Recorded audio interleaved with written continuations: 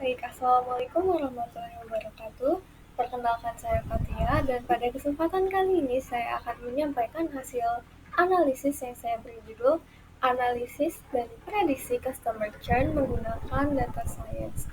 Topik ini sangat erat kaitannya dengan bagaimana perusahaan khususnya di bidang telekomunikasi bisa memanfaatkan data untuk mengenali pelanggan yang beresiko berhenti menggunakan layanan mereka.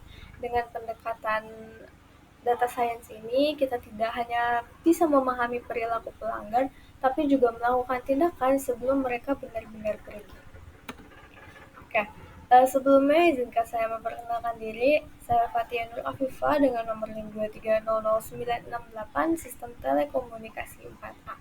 Presentasi ini merupakan bagian dari ujian tengah semester untuk mata kuliah Praktikum Sistem Telekomunikasi 2 yang diampu oleh Bapak Hafian Putra Pratama SSTMT. Semoga hasil analisis ini bisa memberikan gambaran nyata bagaimana ilmu yang dipelajari bisa diaplikasikan dalam dunia industri. Baik, sebelum masuk ke inti, izinkan saya menjelaskan sedikit tentang data science. Secara sederhananya, data science adalah gabungan dari statistik, komputer, dan pemahaman dominan bisnis.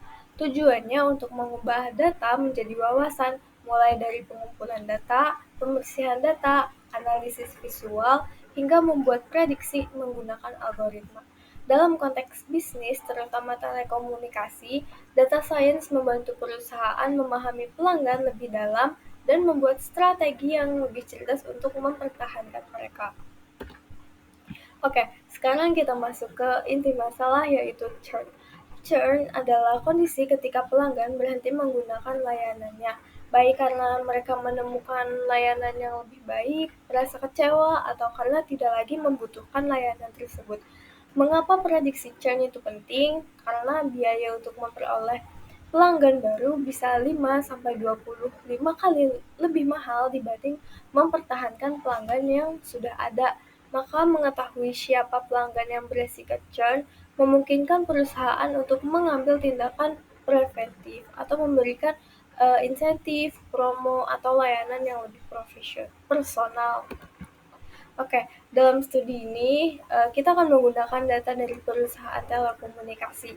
Datasetnya ini berisi lebih dari 7.000 pelanggan dengan berbagai atribut seperti jenis kelamin dan usia, lama berlangganan atau tenure, jenis kontrak, apakah bulanan, tahunan, atau 2 tahunan, lalu layanan yang digunakan itu apa saja, telepon, internet, streaming, lalu metode pembayaran dan tagihan bulanan, dan juga label apakah pelanggan tersebut churn ataukah tidak churn. Jadi melalui data ini kita akan membangun model untuk memprediksi churn dan memberikan rekomendasi bisnis. Baik, langkah pertama dalam data science itu dimulai dari pengolahan data mentah. Pertama, itu kita bersihkan dulu data, misal mengisi nilai kosong, lalu menyamakan tipe data dan mengubah data kategorikal menjadi numerik. Lalu kita eksplorasi data menggunakan grafik untuk memahami tren dan hubungan antar fitur. Setelah itu, melakukan balancing data menggunakan teknik SMOTE, terus melatih model, dan terakhir evaluasi performanya dengan metrik seperti akurasi dan F1 score. Oke, di sini ada analisis distribusi tenure. Pada grafik distribusi tenure ini terlihat bahwa pelanggan dengan lama berlangganan pendek atau di bawah 12 bulan ini lebih memiliki kecenderungan churn yang lebih tinggi. Artinya pelanggan baru merupakan segmen yang paling rapuh. Insight ini itu penting karena perusahaan bisa membuat program onboarding yang lebih baik untuk memperkuat loyalitas sejak awal pelanggan ini bergabung. Oke, selanjutnya distribusi monthly charge. Di sini ada grafik yang memperlihatkan monthly charge, yaitu tagihan bulanan pelanggan. Dari sini bisa dilihat bahwa pelanggan dengan tagihan tinggi lebih cenderung churn. Mungkin karena mereka merasa biaya yang tidak sesuai dengan value yang diterima. Dengan mengetahui ini, perusahaan bisa membuat paket hemat atau bundling yang lebih menarik untuk pelanggan dengan kebutuhan layanan tinggi. Oke, di sini juga ada fitur-fitur yang mempengaruhi churn.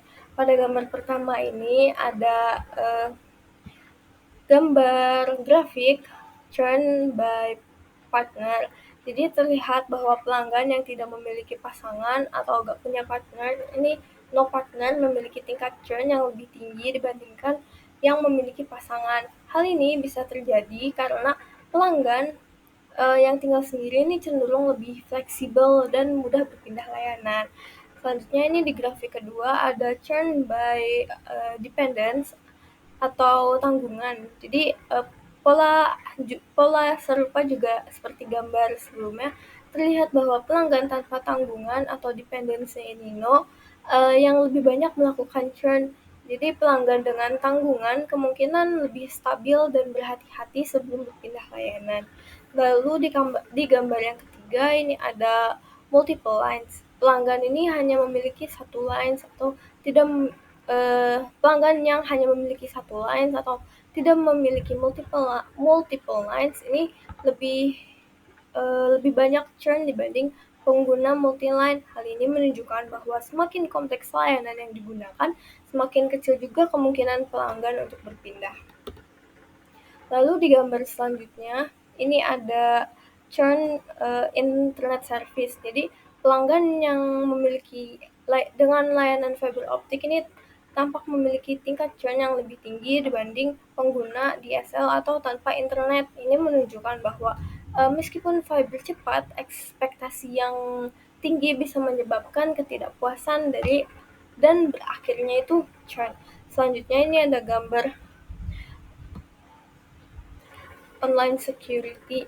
Jadi pelanggan yang tidak menggunakan layanan keamanan online memiliki tingkat churn yang lebih tinggi. Ini bisa menunjukkan bahwa pelanggan yang tidak berlangganan fitur tambahan merasa kurang puas atau kurang terikat pada layanan. Selanjutnya ini ada churn by paperless billing. Ini menariknya, pelanggan dengan menggunakan metode paperless billing ini justru memiliki tingkat churn yang lebih tinggi. Bisa jadi karena metode ini lebih banyak digunakan oleh pelanggan digital native yang cenderung lebih mudah berpindah provider. Oke, selanjutnya ini ada churn by contract. Jadi grafik ini tuh menunjukkan korelasi yang kuat. Jadi pelanggan dengan kontrak jangka panjang atau 1 atau 2 tahun ini cenderung lebih loyal dibandingkan dengan yang memakai kontrak bulanan. Jadi kontrak jangka panjang ini mengurangi churn secara signifikan juga. Selanjutnya ini ada grafik churn by payment methodnya. Jadi metode pembayaran seperti electronic check ini tampaknya memiliki tingkat churn yang lebih tinggi dibanding metode lain seperti auto payment melalui kartu.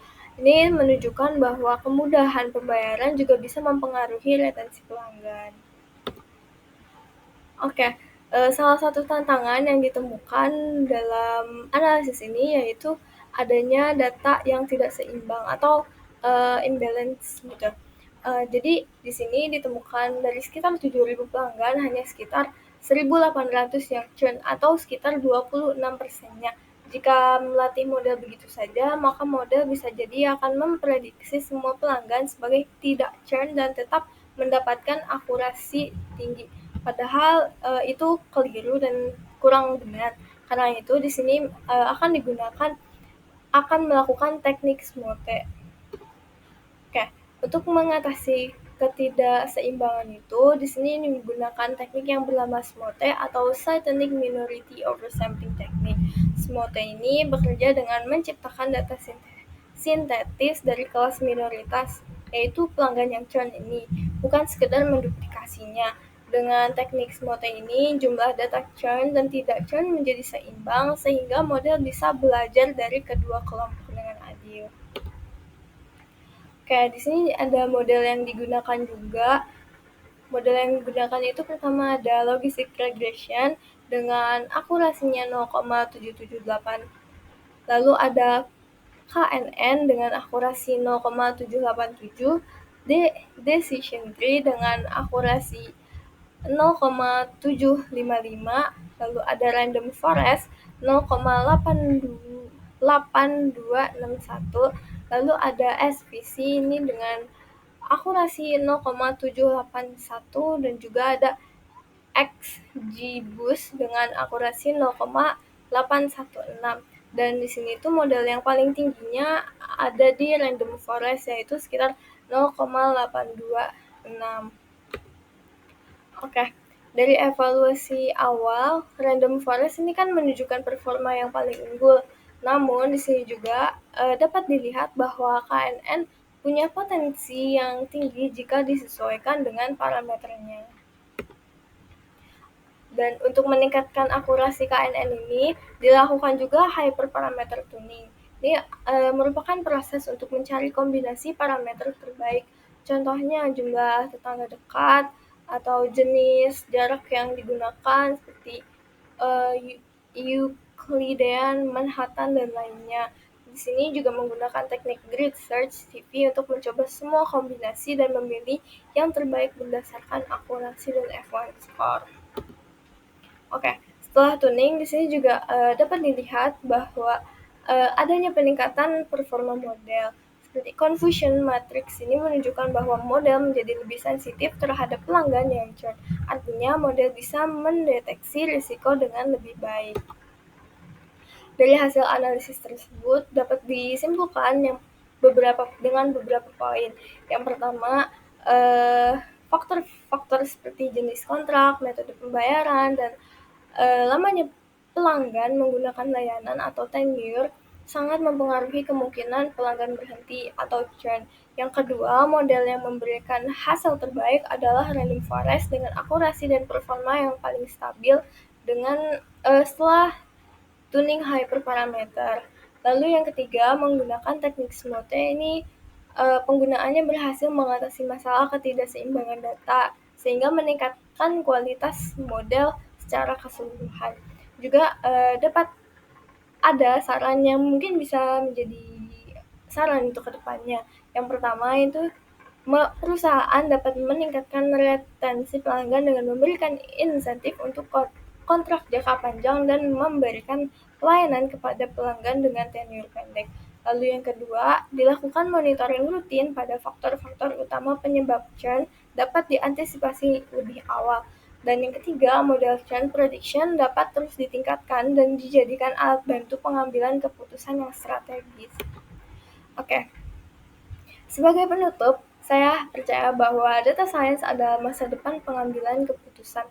Dengan memahami data pelanggan, kita bisa lebih dari sekedar reaktif atau kita bisa lebih proaktif. Terima kasih atas perhatian Bapak dan rekan-rekan semua. Semoga pemaparan ini bermanfaat dan membuka wawasan bahwa teknologi bisa menjadi alat utama dalam menjaga hubungan dengan pelanggan. Mohon maaf apabila ada kesalahan dan kekeliruan yang datangnya dari saya. Wassalamualaikum warahmatullahi wabarakatuh.